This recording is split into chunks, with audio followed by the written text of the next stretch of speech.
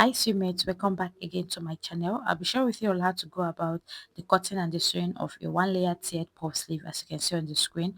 On the left side was when I was here to attach my sleeve to my blouse, and on the right side you can see my sleeve perfectly fixed to my blouse. I'm not only going to teach you how to go about the cutting and the sewing, but also how to have a neat finishing at the end of the day. With all that being said, let's get started with today's tutorial. The number one thing you need is to draft out a basic sleeve pattern, and mine is 20 inches in length. From the base or the bottom part of my pattern paper, I'll start marking 1.5 inches, which I'll be extending that dot into a straight line to the very top part of this my basic sleeve. So the distance or the spaces I want between one line to the other is 1.5 inches, and I'm using the slashing and the spreading method right here to achieve this my puff sleeve. I continue marking all these lines till I got to this very end. Now I'm labeling these papers I have, and in total they are five. 1, 2, 3, 4, 5. After labeling them or numbering them, I went on ahead to slash exactly on those lines I have. So I'm working with this African print fabric, which I have right here folded into two. All I'll do is to get the paper number one, which is the paper where I labeled number one, which is this one. I'm going to start from the top part of my fabric now to pin this at the top part and also at the base. I'll also be marking 2 inches at least for the distance I want between one paper to the other. Then I'll get paper number two, and I'm just going to be placing it exactly on that chalk mark of 2 inches I have right there. And I'll also pin this as well. So this particular one is called the spreading method. So I'll continue marking 2 inches spaces distance between one paper to the other till I get to the very end or the last piece of this paper, which is the fifth one or the number 5.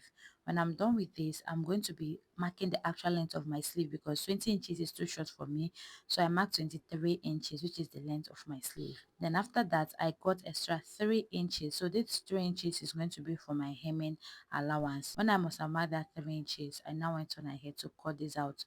So I cut out the sides, the base, and also the top part as well. So this is what I have after cutting out. What I'm going to be doing is to be folding in that 3 inches, as you can see right here. Then I'm just going to be using my iron to iron this so that I have a line there, which will be my guide. I took the measurement again of my sleeve, and I had 23 inches. When I'm done with that now, I'll go on ahead to remove this pattern paper which I have on my fabric. So I already cut out two pieces of my sleeve because we have two hands. I'll be working with one first on the camera, then the other one behind the camera. So now I have the wrong side of my fabric facing the camera. From the right side, I folded in 1 inch to the wrong side of my fabric. Then from that 1 inch, I folded in extra quarter of an inch. Right now, I'm trying to create a channel where my elastic will be passing through, or you can say I'm just trying to create an elastic casing. So as I'm folding this 1 inch like this, I'm also folding in another quarter of an inch where I will stitch this to have a neat finishing at the top part. On the bottom part, I'm going to be folding that 3 inches which I ironed in earlier. And remember that we are doing this from the right side to the wrong side of the fabric. Now from that 3 inches, I'll be folding in extra half of an inch. Then I'll be pinning this down. When I'm done pinning, I'll be running a very straight stitch to secure that end. Here it is, I've secured for the top part, as you can see, and I have my elastic case or channel. On the base, I also did the same thing. Now I'm going to be getting my elastic. The elastic I'm working with right here, quarter of an inch, 0.1 inch wide. And because of this, I'm going to be marking just half of an inch. That will be enough to accommodate my elastic. From that point right there, I hem my sleeve. So if you're working with a wider elastic, please go on ahead and add extra quarter of an inch so that your elastic can easily pass through. So I'm going to be running a very straight stitch all the way to the very ends of the other side of my sleeve, just like this.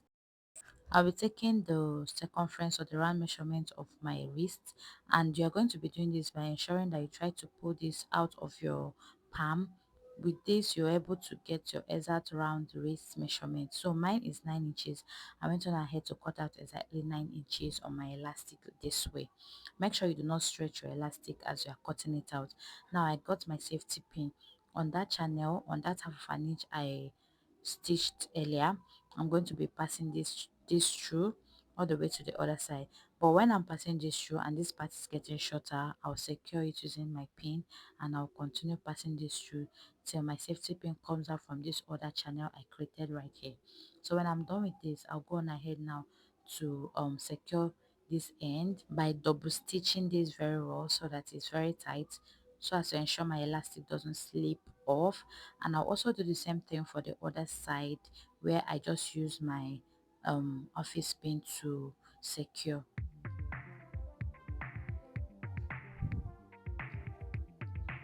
After securing this, this is what it looks like, and this is how neat you have your elastic.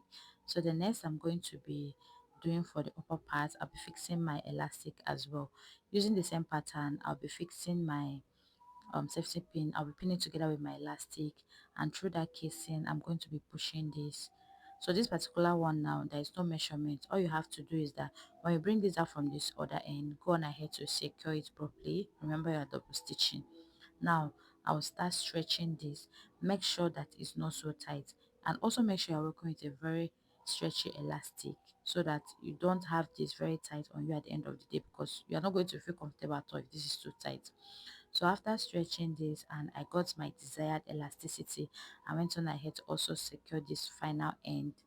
And when I'm done with that, I'll go on ahead to cut off the excess I have.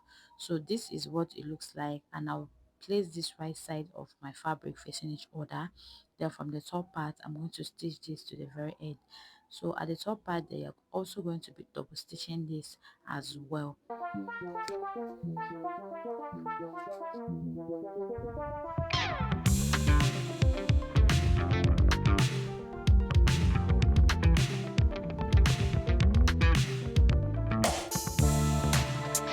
As you're stitching, go on ahead and arrange properly as I'm doing right here.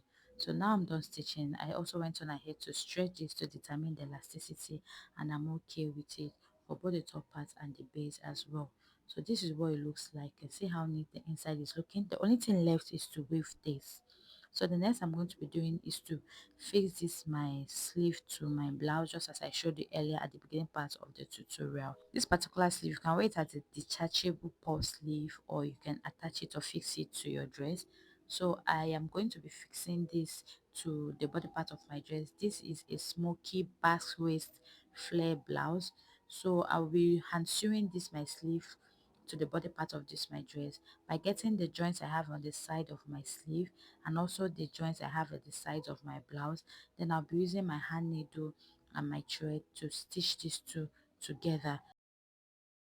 I'll consider doing this till I'm satisfied with the outcome, and at the end of the day, this is what it's going to be looking like. Thank you so much for watching. I hope you found this tutorial helpful. Don't forget to subscribe and like this video in case you haven't. Till some other time, see you all on the same channel. Have a lovely time ahead of you all. Bye.